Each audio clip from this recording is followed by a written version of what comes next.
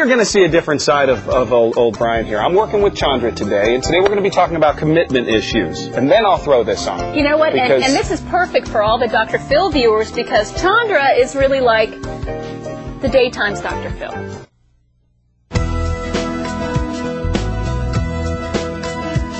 That was the book, Reality Works, Let It Happen. The author, Chandra Alexander, sitting to my left. The caller, Anne from Valrico. You're on the line with Chandra. Hi, Anne. Hello. Good morning, Anne. What can I do for you? Well, actually, I just was listening to you, and I'm actually on my way driving to a therapist, and you said something that really hit a core, and I think I am ruining relationships in my life by not being able to get over things. And you're right. You talk about them, and you repetitively speak about things, and I've been on the other end of it, and people do get sick of hearing it. I just don't know how you stop when you're depressed. Well, one of the things, because I can hear it in your voice, one of the things I want to tell you, and I'm certainly not here to sit in judgment of anybody else who does therapy or counseling, but one of the mistakes that's made is, even in therapy, is the constant talking about what you've already talked about. If you're not saying anything new, you have to stop talking. What that talking does is it hardwires the dysfunction even more than it's already hardwired. The key to good therapy, the key to changing this, is that you have to understand that this is what you're doing, and then you have to change your behavior. If you don't change your behavior, if you go to therapy every week, if you talk to your partner every week, and all you do is talk, but you keep doing the same things week after week after week, nothing is going to change.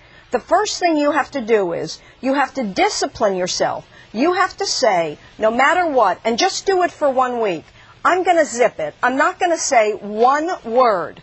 I don't want you talking about this. If you want to go in therapy and talk, that's one thing. But you may not talk about it to your partner. You may not talk about it to your friends, to your family. What's going to happen when you stop talking is you're going to find that you begin to experience some anxiety. That anxiety is natural because this talking has become an addiction. You have to experience the anxiety, because right below the anxiety are all the feelings that you need to feel so you can figure out how you really feel. Not how you think you should feel, not how you hope you should feel, but how you really feel. But how do you get through the anxiety? You have to bear it. You have to bear it. There is no shortcut.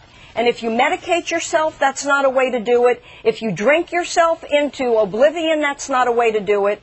You have to be brave enough. And you're not doing anything differently than I've done, than every single person does when they try to figure out what doesn't work, try to move from a place that doesn't work to a place that works. You cannot change your liabilities here, exchange them. This is something you need to do, and you have to bear the anxiety. You are not going to die. I am living proof of that. Okay?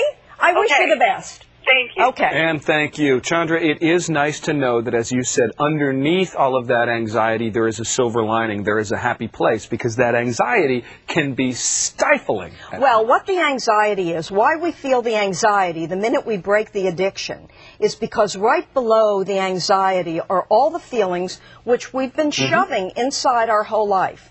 And those feelings started out little, but because we've been shoving them, they've become monsters. So what happens is you need to feel them, and as you feel them, if you don't take them personally, if you just watch those feelings like you watch a ticker tape, they come up and they go, and all of a sudden you're 20 pounds lighter. You can exercise those exactly, demons. Wow. Exactly, but you have to be willing to feel them. Absolutely. Welcome back to the show. Life coach and author Chandra Alexander joins us today. Nice to see you. Thanks, Brian. Always good to have you here on Mondays. Today we're talking about a subject which is obviously very difficult for a lot of people. We've talked about it in the past and different manifestations of it, sometimes leading up to physical abuse, but today we're focusing primarily on the emotional and verbal abuse. The reason why we're focusing today on the emotional and verbal abuse aspect is because I want people to understand that you don't wake up one morning and somebody smacks you. I mean, that's not what happens. What happens is this is something that happens over a period of time. Emotional, verbal abuse is very destructive. It's very diminishing. And what happens is, if you're honest, if you look at it today, you can say to yourself, you know what, how it is today is worse than it was last week, and how it was last week is worse than it was last month.